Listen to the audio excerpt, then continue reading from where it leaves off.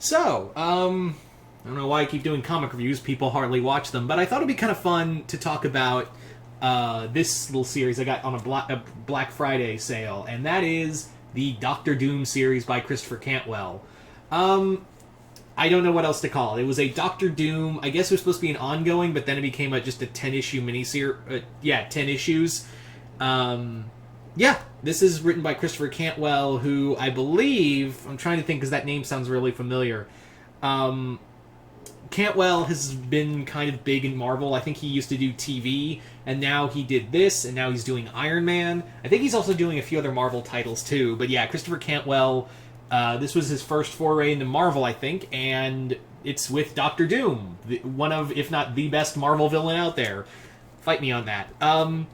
Doctor Doom, the series, is a lot of fun. This is, like I said, by Cantwell and artwork by Salvador Larroca, who... Salvador Larroca can be either really good or really bad. As really good, like his the Darth Vader series he did with... Karen Gillan, which I think is probably the best Star Wars anything from Marvel.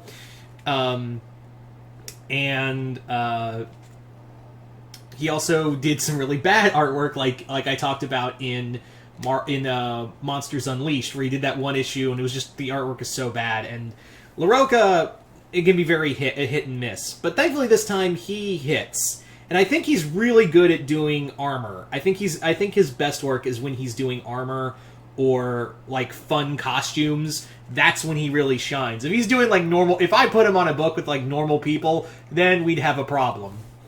But thankfully that's not the case. So I'm going to do a review of both volumes. Volume 1, let's talk about Volume 1 first. The overarching story is that Doctor Doom has been framed by an unknown person who has launched a missile onto the moon, onto a lunar base called the Antlion Project, and blew it up. And Doctor Doom is now the prime suspect of the terrorist attack, and he has been arrested. He's been arrested. He's been robbed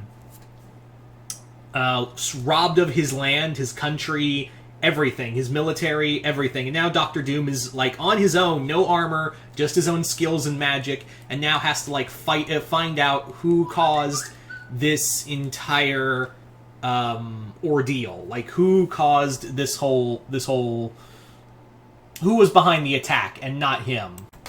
Anyway, so this is a lot of fun. There's a lot of fun stuff in here of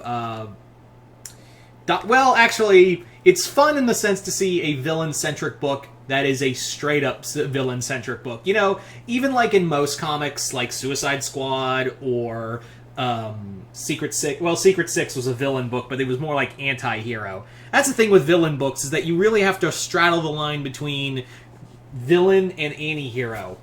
Here, Doom's just a straight-up villain. Like, Cantwell says, you know how people like to write Doctor Doom as like a interesting, as like a anti-hero and just misunderstood? Yeah, throw that out the window. He's a villain for a reason. His name is Doctor fucking Doom. So, Doom in here is a straight-up monster to people. Like, in one issue, in the second volume, one of his allies, Boris, who's been his oldest friend and like servant, basically is dying of cancer. And when Doom returns to Latveria to reclaim his throne, he tells Boris, who's in a wheelchair and dying of cancer, kneel. And he's like, Doom, I'm in a wheelchair. I just kneel. So this guy has to climb and make him kneel before Doctor Doom.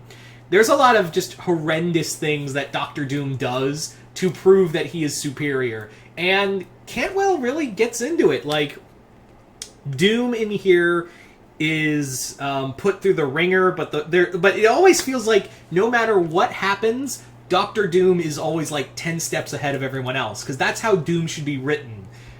Is that Doom is a man who is going to figure this shit out, and when he does, God help you. Because Doom is the last person you want to see before you die. The comic itself is a lot of fun. It does deal. You don't get a lot of the Fantastic Four, even though it is a Doctor Doom comic. But what you do get is a great assortment of other characters. This also deals with a lot of the Symkarian deal. This deals with a lot of the Symkarian Latvian border disputes. So obviously Silver Sable's here. You have Doctor Strange, and the one character who fills in for Reed, although he is in the comic. The one character who fills in for Reed and is a real match for Doom is Adam Brashear, the Blue Marvel. I'm always excited to see the Blue Marvel in a comic, and to see him here is a lot of fun. I think it's nice to know that people keep Adam Brashear around and, you know, do stuff with him that's interesting. And I love the introspectives between him and Doctor Doom. And Doom goes through every aspect of the Marvel Universe in here. Where I'm talking, like, he goes from Latveria to New York, he encounters Morgan Le Fay, he hangs out with Kang, he also fights Taskmaster and Mephisto in Hell, he encounters Death, he basically runs into like, if you want to see Doom take on some major opponents in both hero and villain-wise, this is your comic. This is your comic right here. I don't want to spoil the ending. I really don't. But, like, it's an ending that's, like, the biggest, like, most satisfying, yet at the same time most fuck you ending I've ever read in a comic. I've never had that moment where it's, like, both satisfying and the biggest, like, fuck you at the same time. But that's what Doom is. He is a monster in and out. So... do I recommend Christopher Cantwell's Doctor Doom, both volumes?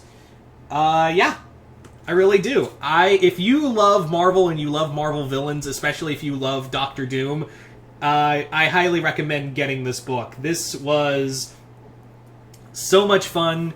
I think this is how Doom should be written, honestly. This is how Doom should be written, just like he's superior, but at the same time he deals with his own personal vices, because there's something he does in the second volume that makes you go, what the fuck, Victor? And also, I'm not, without spoiling anything, if you ever wanted to see what the Ultimate Nullifier could really do, pick this up. That's all I'm going to say on that. Anyway, so... I'm going to leave it off here. Hope you all enjoyed this review. If you haven't already, go check out my Patreon. Got some new content coming up soon. But other than that, I'm Mr. Multiverse. I'll see you next time in the Multiverse.